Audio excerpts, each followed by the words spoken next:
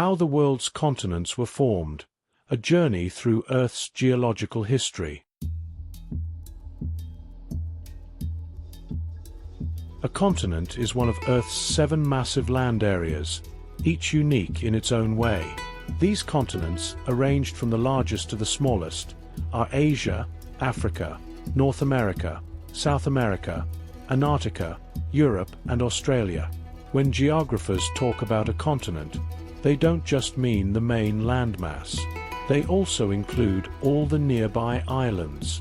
For example, Japan is part of Asia, while Greenland and the Caribbean islands are considered part of North America.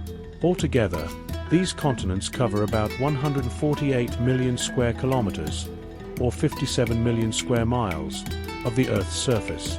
This is most of the land on our planet, but not all of it. A tiny portion is made up of islands that aren't considered part of any continent. However, the vast majority of Earth's surface, nearly 3/4, is covered by ocean. The area of the ocean is more than twice the size of all the continents combined. Every continent borders at least one ocean, with Asia, the largest of them all, boasting the longest stretch of coastline. But coastlines don't tell the full story. The true boundaries of continents are defined by their continental shelves. A continental shelf is a gentle slope extending from the land far into the ocean. Though technically part of the ocean, these shelves are also considered part of the continent. Beyond just their physical characteristics, continents are also culturally distinct. Take Europe and Asia, for instance. They are part of a single enormous landmass called Eurasia, but because of differences in language, culture, and history, geographers usually divide it into 2 separate continents. An imaginary line runs from the northern Ural Mountains in Russia down to the Caspian and Black Seas, marking the boundary between Europe and Asia. Our story begins about 4.6 billion years ago, when Earth first formed from a swirling cloud of dust and gas. Over time, constant collisions with space debris and the force of gravity caused Earth's core to heat up. This intense heat melted some of the rocky material, which rose to the surface and cooled to form a solid crust, while heavier materials sank toward the center. Eventually, Earth developed 3 main layers: the core, the mantle, and the crust. The crust, along with the upper part of the mantle, forms a rigid shell around the Earth. This shell is broken into huge pieces called tectonic plates. The heat from inside the Earth makes these plates slowly slide around on the molten mantle beneath them. This movement, which has been happening for hundreds of millions of years, is a key part of the process known as plate tectonics, which played a major role in the creation of continents. By studying ancient rocks in North America, scientists have discovered that the oldest known pieces of continents began to form almost 4 billion years ago, not long after Earth itself came into existence. At that time, a primitive ocean covered the planet, with only small bits of continental material scattered across its surface. Scientists believe that this material accumulated along the boundaries of tectonic plates during a process called subduction. In subduction, one plate slides beneath another, melting into the mantle's intense heat. When this heavy oceanic crust melted, it became lighter and rose through the overlying plate as magma, eventually erupting as lava. As the lava cooled, it hardened into igneous rock. Over time, these rocks built up into small volcanic islands that grew larger with each new eruption and the accumulation of material from descending plates. When tectonic plates carrying islands subducted, the islands didn't sink into the mantle, but instead fused with neighboring islands, gradually forming larger landmasses, the first continents. This process of building continents through volcanic activity and tectonic movement continues even today. The continental crust is much lighter than the oceanic crust, so in subduction zones where tectonic plates interact, the oceanic crust always subducts beneath the continental crust. This is why the continental crust is much older than the oceanic crust, which is constantly recycled in the mantle. If you could travel back in time millions of years, you wouldn't recognize the Earth's surface. The continents weren't always where they are today. Around 480 million years ago, most of the continents were scattered chunks of land clustered around or south of the equator. Over millions of years, continuous tectonic activity moved these landmasses, and by about 240 million years ago, nearly all of the world's land had joined together to form a single gigantic continent called Pangaea, which means all lands in Greek. However, about 200 million years ago, the same forces that helped form Pangaea began to tear it apart. The pieces that broke away eventually became the continents we recognize today. A massive landmass that would become Europe, Asia, and North America split from another large chunk of land, which would later divide into other continents. Antarctica and Oceania, which were still connected, drifted south. The small landmass that would become India broke away and spent millions of years drifting northward as a large island before finally colliding with Asia. Slowly but surely, these landmasses moved into the positions we know today. But the continents aren't done moving. They continue to shift, with North America and Europe drifting apart at about 2.5 centimeters, 1 inch per year. If you were to visit Earth in the distant future, you might find that California has broken off from North America and become an island, or that Africa has split in two along the Great Rift Valley. Who knows? Maybe another supercontinent will form someday. The face of our continents has undergone countless transformations over time, shaped by powerful natural forces like mountain building, weathering, erosion, and the steady accumulation of sediment. The slow but relentless movement of tectonic plates has also played a major role in sculpting the land. The rocks that form our continents have been through multiple cycles of change. Majestic mountain ranges have risen high, only to be worn down by the elements. Oceans have swept across vast areas, only to recede over time, and massive ice sheets have advanced and retreated, leaving their mark on the landscape. Today, every continent boasts great mountain ranges, sprawling plains, vast plateaus, and intricate river systems. On average, these landmasses rise about 838 meters, 2,750 feet, above sea level. Despite their unique characteristics, all continents share two fundamental features: ancient, geologically stable regions and younger, more dynamic areas. The younger regions are where mountain building, or orogeny, has occurred recently and continues to reshape the land. The force behind mountain building comes from the movement of tectonic plates. When two plates collide, the impact creates folds and wrinkles in the Earth's crust, much like how a rug bunches up when you push it from one end. This is how the mighty Himalayas in Asia were born. Millions of years ago, the plate carrying India collided with the Asian plate, and the landmass of India was slowly but forcefully pushed into Asia. This collision is still ongoing, causing the Himalayas to grow taller every year. Recently formed mountains, known as coastal ranges, rise along the western edges of North and South America. In contrast, older and more stable mountain ranges, such as the Appalachians in North America and the Urals between Europe and Asia, are found inland and are no longer geologically active. Even older than these ancient mountain ranges are the cratons, vast, stable regions of ancient crust that formed early in Earth's history. Every continent has a craton, though smaller landmasses like New Zealand do not. Cratons come in two forms: shields and platforms. Shields are bare, ancient rocks that may once have been the roots of long-eroded mountain ranges. Platforms are cratons covered with layers of sediment and sedimentary rock.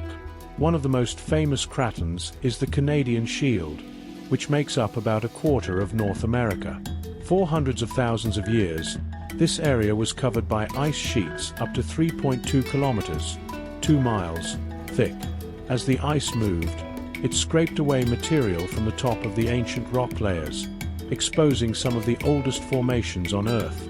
Standing on the Canadian Shield, you are standing on rocks that formed more than 3.5 billion years ago. North America, the third largest continent, stretches from the tiny Aleutian Islands in the northwest to the narrow Isthmus of Panama in the south. This vast landmass includes the enormous island of Greenland in the northeast. In the far north, North America reaches halfway around the globe, from Greenland to the Aleutian Islands. But at its narrowest point in Panama, the continent is just 50 kilometers, 31 miles, across. In the west, young mountains like the Rockies, North America's largest range, dominate the landscape. Some of Earth's youngest mountains can be found in the Cascade Range, located in the U.S. states of Washington, Oregon, and California. These peaks began to form only about 1 million years ago, a mere blink of an eye in Earth's long history. On the other hand, older mountain ranges like the Appalachians rise along the east coast of the United States and Canada. Between these mountain systems lie vast plains, filled with deep, rich soil. Much of this fertile soil was deposited during the last ice age, which reached its peak around 18,000 years ago.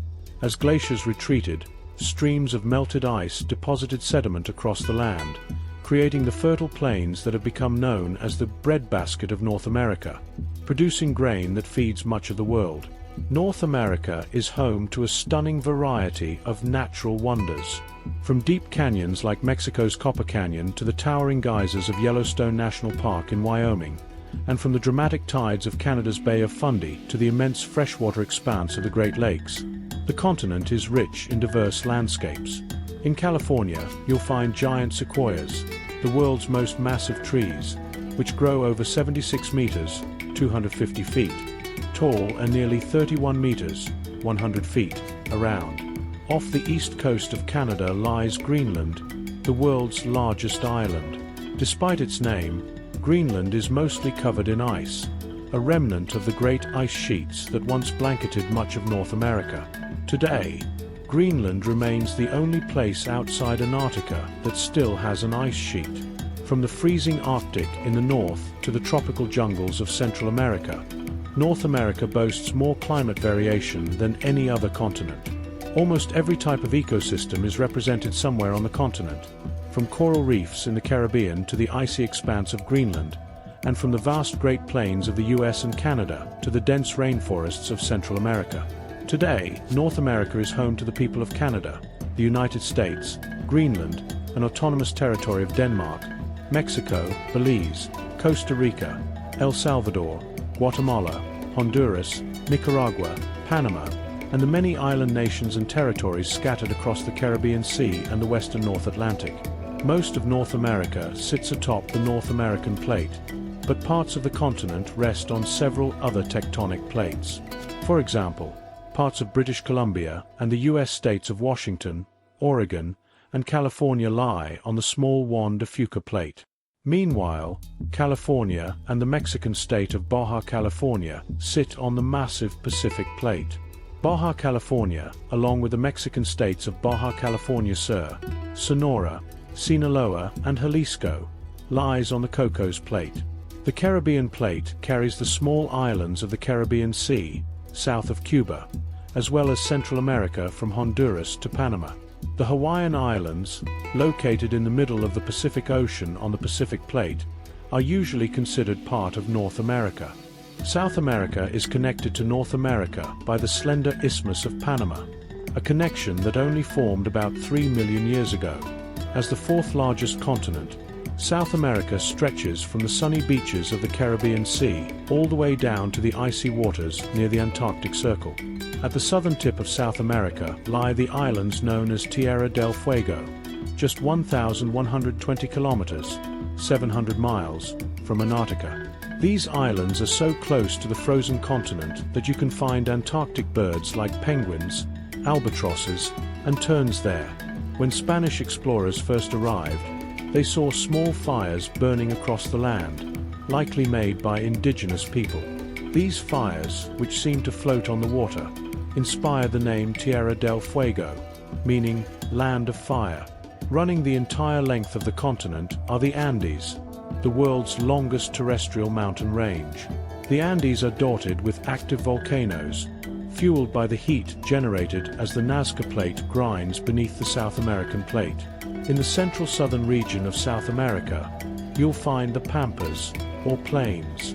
These fertile lands are perfect for agriculture, with wheat farming being a major industry. The pampas are also home to grazing animals like cattle and sheep. In the north, the mighty Amazon River winds its way through the world's largest tropical rainforest.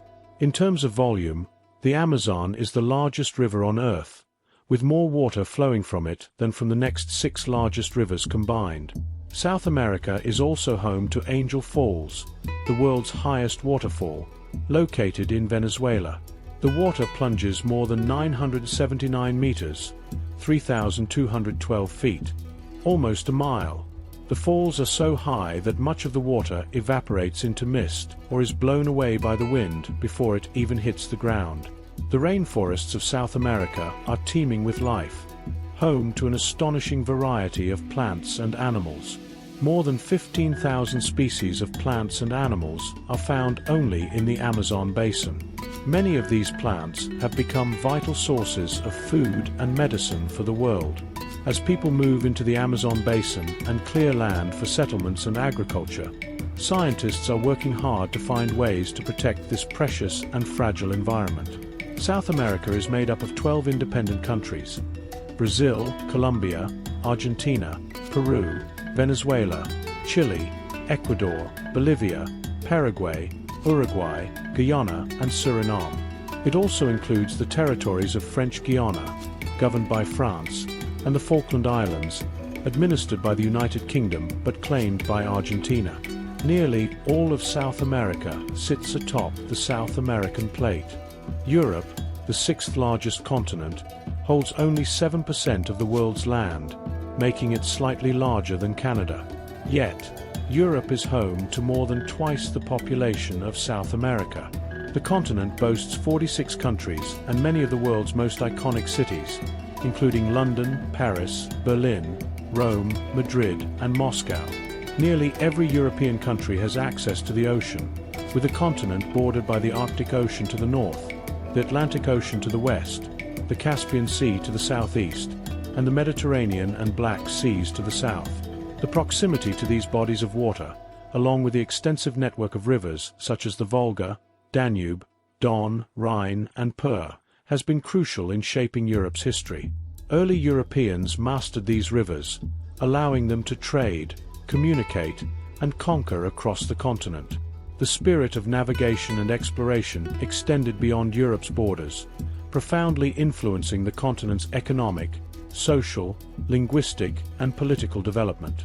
European explorers colonized lands on every continent except Antarctica. This colonization dramatically altered the economic and political landscapes of those continents, as well as Europe itself. The colonial era saw the violent transfer of wealth and land from indigenous peoples in the Americas, and later in Africa, Oceania, and Asia, to European powers. To the east, the Ural Mountains serve as a natural boundary separating Europe from Asia, with Russia and Kazakhstan straddling both continents. In the north, the Kyolen Mountains run along the border between Sweden and Norway. To the south, the Alps stretch in an arc from Albania through Austria, Switzerland, and northern Italy into France. These young, steep mountains are geologically similar to the Rockies in North America. A vast area of gently rolling plains stretches from northern France to the Urals. The climate, with warm summers, cold winters, and ample rainfall, makes this region one of Europe's most productive farmlands. Western Europe, especially around the Mediterranean Sea, enjoys a climate that makes it one of the world's top tourism destinations. Almost all of Europe rests on the massive Eurasian plate. Africa, the 2nd largest continent, spans an area more than 3 times the size of the United States. From its northernmost point to its southern tip, Africa stretches about 8,000 kilometers, 5,000 miles. The continent is connected to Asia by the Isthmus of Suez in Egypt. The vast Sahara Desert, which dominates much of North Africa, is the largest hot desert in the world. Flowing through this arid landscape is the Nile River, the longest river on Earth. The Nile travels over 6,560 kilometers, 4,100 miles, from its distant source in Lake Victoria to the Mediterranean Sea in the north. Along the river's southern course, a series of falls and rapids make navigation difficult. Throughout history, the Nile has been a lifeline for the people of Africa. In ancient Egypt, it was essential for food, water, and transportation, playing a pivotal role in the development of one of the world's earliest civilizations. The northern half of Africa is largely composed of dry, hot desert, while the central region is characterized by savannas, vast, flat, grassy plains teeming with wildlife. This area is home to some of the continent's most iconic animals, including lions, giraffes, elephants, hyenas, cheetahs, and wildebeests. Further south and toward the center, Africa's landscape is dominated by dense rainforests. These lush forests thrive around major rivers such as the Zambezi, the Congo, and the Niger. These rivers nurtured ancient civilizations like Great Zimbabwe, the Kingdom of Congo, and the Ghana Empire. Unfortunately, much like the rainforests of South America and Asia, Africa's rainforests are being cleared for development, agriculture, and settlements. Africa is largely a high plateau surrounded by narrow strips of coastal lowlands. In some regions, hilly uplands and mountain ranges rise from the plateau. For example, glaciers can be found on Mount Kilimanjaro in Tanzania, just kilometers away from the tropical jungles below. Despite being near the equator, Kilimanjaro's summit is covered with snow all year round. Eastern Africa is home to the Great Rift Valley, a massive geological depression that extends from the Red Sea to Mozambique. The Great Rift Valley is a site of significant tectonic activity, where the African continent is slowly splitting into two.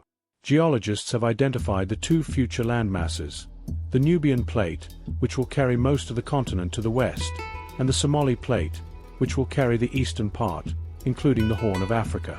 The Horn of Africa is a rugged peninsula resembling the upturned horn of a rhinoceros and includes the countries of Eritrea, Ethiopia, Djibouti, and Somalia. Africa is home to 54 countries, but only about 16% of the world's population.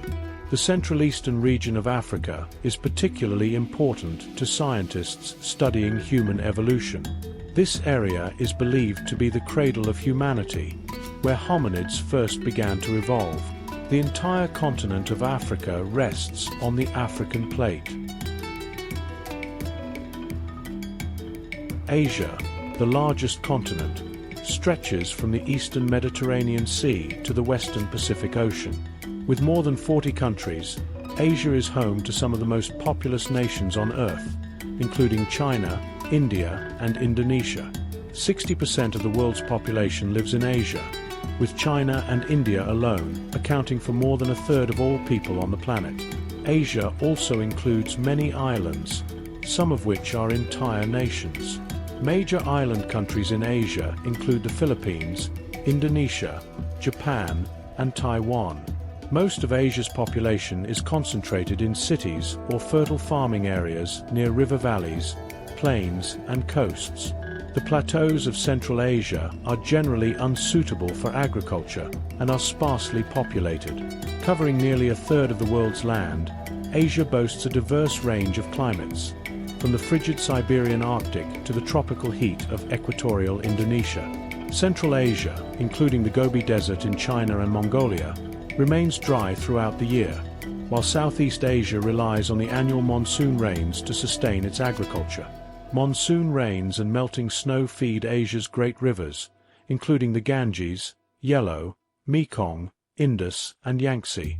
In Western Asia, the fertile valley between the Tigris and Euphrates rivers is known as the Fertile Crescent, a cradle of early agriculture and human civilization. Asia is the most mountainous continent, with more than 50 of the world's highest peaks. Mount Everest, towering over 8,700 meters, 29,000 feet, in the Himalaya range, is the highest point on Earth. These mountains are a major draw for adventurous travelers from around the world.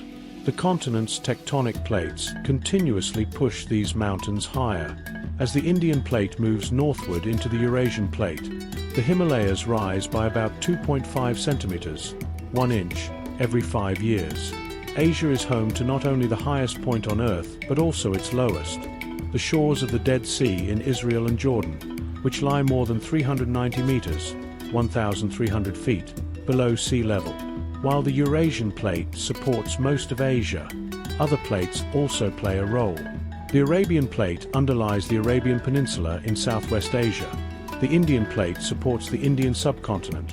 The Australian plate carries some Indonesian islands, and the North American plate supports eastern Siberia and northern Japan. Australia, the smallest continent, is also the flattest and second driest, after Antarctica. The region that includes the continent of Australia is often referred to as Oceania, encompassing thousands of tiny islands in the Central and South Pacific, including Melanesia, Micronesia, and Polynesia, which includes the US state of Hawaii. However, the continent of Australia itself comprises the nation of Australia, the eastern half of the island of New Guinea, part of Papua New Guinea, and the island nation of New Zealand. Australia covers nearly 8.5 million square kilometers, about 3.5 million square miles, and has a population of around 31 million, making it the least densely populated continent after Antarctica. The heart of mainland Australia is a vast plateau that makes up most of the continent. This region receives little rainfall, and as a result, few people live there. The Great Dividing Range, a long mountain range, runs along the east coast, stretching from northern Queensland through New South Wales and Victoria. The interior of Australia is known as the Outback, a desert region so hot and barren that it remains largely uninhabited. Despite its arid interior, Australia also boasts lush equatorial rainforests on the island of New Guinea, tropical beaches, and the snowy peaks and glaciers of New Zealand. Most Australians live in cities along the southern and eastern coasts, in major urban centres like Perth, Sydney, Brisbane, Melbourne, and Adelaide. Australia is often referred to as a living laboratory by biologists because of its unique wildlife. When Australia separated from Antarctica more than 60 million years ago, it carried with it a distinct set of animals that evolved in isolation. This has led to the development of creatures found nowhere else on Earth, such as the koala, the platypus, and the Tasmanian devil. Off the northeast coast of mainland Australia lies the Great Barrier Reef, the world's largest coral reef ecosystem. Spanning 1,920 kilometers, 1,200 miles, the reef is home to thousands of species of fish, sponges, marine mammals, corals, and crustaceans, making it the world's largest living organism by some estimates. Most of Australia rests on the Australian plate, while the southern part of New Zealand's South Island sits on the Pacific plate. Antarctica is the coldest, windiest, and driest continent on Earth, making it the world's largest desert. Covering an area larger than Europe or Australia, Antarctica is unique in that it has no permanent human population. The only people who live there are scientific researchers and support staff, such as pilots and cooks, who work at various research stations. The extreme climate of Antarctica makes it impossible to sustain agriculture or a permanent civilization.